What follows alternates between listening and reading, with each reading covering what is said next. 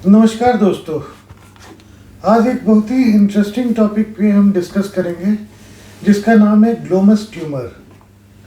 हालांकि ये काफ़ी रेयर डिजीज़ है, लेकिन चूंकि हाल में ही एक पेशेंट दिखाना आया मेरे पास जिसे मैंने ऑपरेट किया, इसलिए मैंने कहा कि इस पे एक छोटा सा डिस्कशन हम करें। हमारे स्किन में एक बॉडी होती है जिसे हम ग्लोमस बॉडी कहते हैं। ग्लोमस बॉडी थर्मो रेगुलेटर होता है, टेम्परेचर कंट्रोल करता है हमारे स्किन का।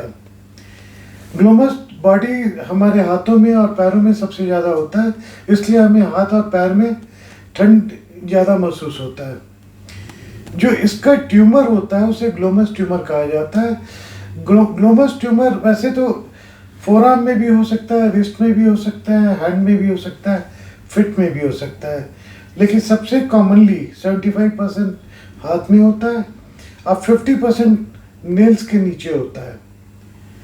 50% केस में बोन का इरोजन भी मिलता है। ये जो छोटा सा हिस्सा होता है हड्डी का, इसमें इरोजन भी मिल जाता है। ये होता है किस में? यूजुअली 20 से 40 साल की एज में ये सबसे कॉमनली पाया जाता है। जो पेशेंट होते हैं उनकी कंप्लेन होती है पैरोक्सिस्मल पेन, यानी अचानक रुक रुक के एक दर्द की लहर उठती है। कभी कभी तो ये फिंगर से उठती है, फिंगर में रहती है, कभी कभी ये पूरे हाथ में दर्द की लहर जाती है। साथ में होता है कोल्ड इंटॉलरेंस, यानी कि ठंड में जहाँ उस पेशेंट ने हाथ डाली इतना दर्द होता है कि वो टॉलरेट नहीं कर पाता, उसके बर्दाश्त के बाहर हो जाता है। तीसरा जो फाइंडिंग कई बार होता है कि स्किन की या तो रिजिंग हो जाती है, डिशेप्ड हो जाता है, या कई बार एक ब्लू डॉट सा दिखता है, ब्लू या रेड डॉट दिखता है।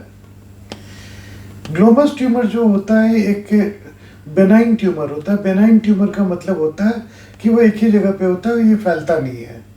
अगर आपने उसे ऑपरेट करके निकलवा लिया तो वो खत्म हो जाता है।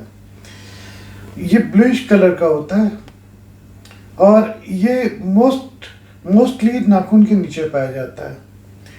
चूँकि नाखून के नीचे होता है इसलिए यूजुअली इसे आप आइडेंटिफाई नहीं कर सकते, कोई भी फाइंडिंग नहीं मिलती है अनटिल जो इसकी प्रेजेंटिंग कंप्लेन होती है उसके बुनियाद पे आप शक करें कि कहीं ग्लोमस ट्यूमर ना हो।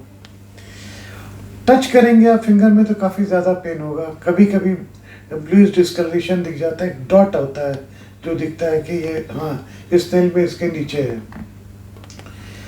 एक्सरे में यूजुअली कोई फाइंडिंग नहीं मिलती है अनटिल इसकी इतना बड़ा ट्यूमर हो कि वो इस बोन को इरोड कर दिया, गड्ढा बना दिया। अदरवाइज एक्सरे नॉर्मल होता है।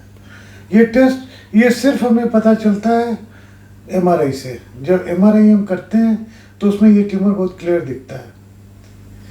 इसका ट्रीटमेंट सिर्फ और सिर्फ ऑपरेशन है, ना कोई दवा है, ना कोई फिजियोथेरेपी है, ना कुछ है।